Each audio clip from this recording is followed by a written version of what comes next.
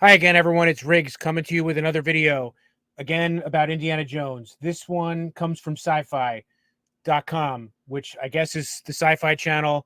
When I was a kid, Sci-Fi Channel was pretty cool. I think they're a bunch of shills now, pumping out garbage tier content, but let's see what they have to say. Here's the biggest piece of advice Steven Spielberg gave James Mangold for Indiana Jones 5.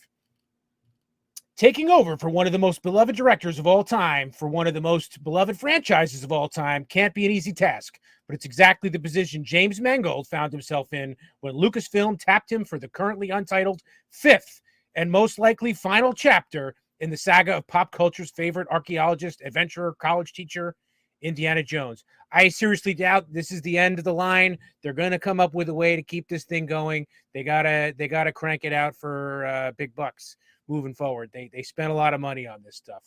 While Steven Spielberg jumped ship and did not return as director, he did remain on board as an executive producer, regularly offering up wisdom he gained making the first four movies with Harrison Ford.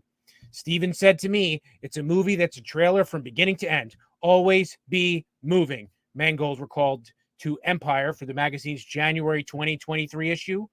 Um, I guess that's pretty good. It's going to keep things kinetic, but I don't know how much time that leaves for introspection. Supposedly, this is a story where uh, Harrison Ford is saying goodbye to the character. They've waited all these years. They found a fitting ending. A frenetic pace of action doesn't really square with that, but we'll see. We'll see what happens in June. It was always something Harrison very, very much wanted to do, said Lucasfilm head honcho and Indiana Jones 5 producer Kathleen Kennedy. Steven was kind of off and on about it, but we all felt that if we could conclude the series with one more movie, give the fact that Harrison was so excited to try to do another one, we should do it. Also speaking with the magazine, Ford shot down the claim that he was the sole driving force behind the movie. "I didn't feel it was necessary to do another," he admitted. "I just thought it would be nice to see one where Indiana Jones was at the end of his journey. If the script came along that I felt gave me a way to extend the character." Well, that really fits with, again, the kinetic pace they're talking about. Set alongside against the Cold War era space race in 1969, the film finds Indiana Jones on the verge of retirement. Long gone are the halcyon days when the students of Marshall College would hang on his every word and blush over his rugged good looks. In our lecture, all the women aren't going to be writing "I love you" on their eyelids, Mangold said. They're going to be blowing bubbles and looking out the window. With men landing on the moon in an unwinnable war raging in Southeast Asia, did we know that in 1969? I feel like they're setting it up for, this depressing fact that the Vietnam War rages on. I mean, I guess in hindsight we do, but it seems like we were right in the thick of things at that time. Jones barely recognizes the world anymore. In other words, he's a dinosaur. He's become a relic he so often goes searching for. Everything's changed, Ford continued, and not insignificantly. It's the end of his academic career, which leaves him open to for other opportunities or mischief. Specific plot details are being kept under wraps. We talked about this the other day.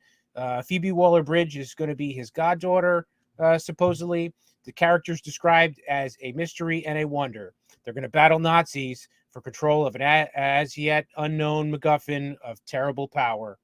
Mads Mikkelsen plays the role of Voller, a former member of the Third Reich recruited by the U.S. government via Operation Paperclip. He turned his scientific know-how over to NASA after World War II. So I guess he's going to be like a Werner von Braun character or something. I guess we'll see. Helping America's space program become a rousing success, but hasn't given up Hitler's dream of a world dominated by the so-called master race. Whatever the central artifact turns out to be, one thing is for sure: Voller and his sycophant Kleber, Boyd Holbrook, must not be allowed to get their grubby hands on it. Yeah, I mean, it's 2022. Race seems to dominate every conversation. So, why should a movie about our favorite swashbuckling archaeologist be any different? Notably, this is, set during the civil rights era. So we'll see. Another newcomer to this series is Shawnette Renee Wilson as Mason, a government agent who eventually crosses paths with Indy and Helena. Think about during the 1960s when the CIA and FBI were recruiting more black people to get involved with undercover work. with the Black Panthers and all that stuff, Wilson explained. And it's like, who's this old guy running around, throwing things, jumping off stuff? What am I dealing with here? Wanting to truly capture the globe-trotting spirit of previous outings, Mangold vetoed suggestions that the production make use of the groundbreaking volume technology pioneered by The Mandalorian. If something could be shot practically on location, then it was. To that end, filming took place all over this little blue marble we call home. From Glasgow to Sicily to Morocco, every type of vehicle, every country, we have scenes that are recreating really iconic giant events, promised producer Simon Emanuel.